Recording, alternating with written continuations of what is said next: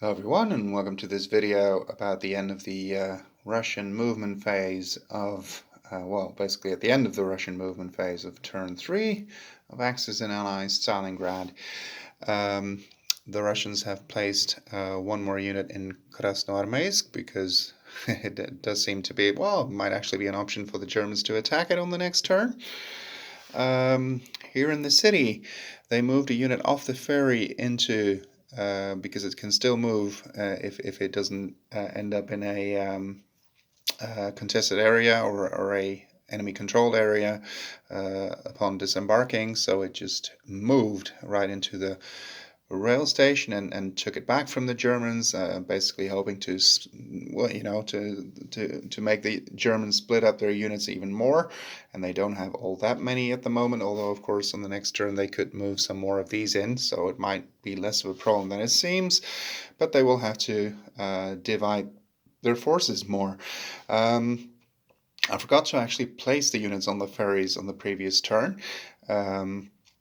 So I still did that. The Germans missed anyway on their combat portion of the turn, so no casualties would have been inflicted, so I placed them anyway, and, this one, for instance, I moved there. I bought 3 new infantry because the city does look pretty empty, and the Russians aren't too strong anywhere, so I really think they need the reinforcements now on the city board. What else? The tank was built in the tractor factory and subsequently moved over here.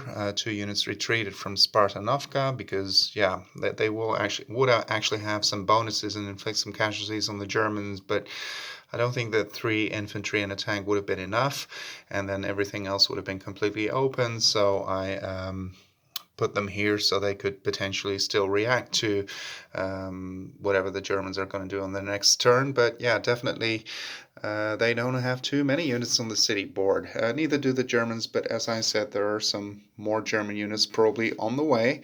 So let's see how that's going to unfold. As you can see, the Russians are also attacking in Pavlov's house. This is an assault across an unfrozen river.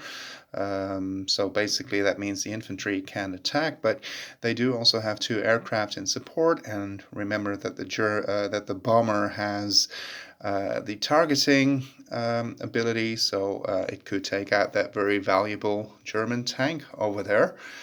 I think that mostly covers what's going on here. So I was also toying with the idea of attacking these units here with some units, but I decided against it. But of course, the Russians are still going to have the 2 Katyushas here that could actually fire at these 2 units and take it out without actually moving into the territory. So let's see how this is going to end up.